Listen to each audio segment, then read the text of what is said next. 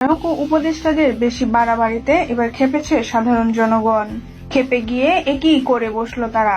বিস্তারিত জানতে ভিডিওটি না টেনে সম্পূর্ণ দেখুন। উপদেষ্টা ও সমন্বয়কদের উপর এবার ক্ষেপে গিয়ে সাধারণ জনগণ তাদের গলায় জুতার মালা পরিয়ে দিল।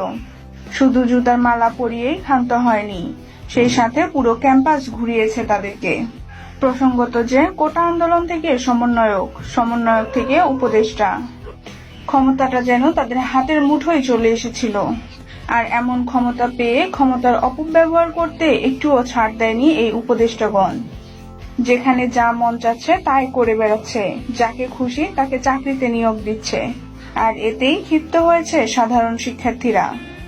বৈষম্য বিরোধী ছাত্র আন্দোলনের সময় এই সমন্বয়কগণই শিক্ষার্থীদের বলেছিল, দেশ স্বাধীন হলে আমরা আপনাদের দাবি দেওয়া মেনে নেব। কিন্তু স্বৈরাচারী সরকার শেখ হাসিনার পতনের পর আর ছাত্রদের কোনো দাবি দেওয়াই মানছে না এই উপদেষ্টাগণ।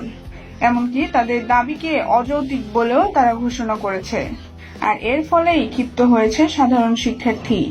এই উপদেষ্টাগণদের নামে মামলা করেছে, এমনকি তাদের গলায় জুতার মালা পরিয়ে পুরো ক্যাম্পাস ঘুরিয়েছে। প্রিয় দর্শক, সাধারণ শিক্ষার্থীদের এমন ক্ষিপ্ত হওয়াটা আপনারা কিভাবে দেখছেন?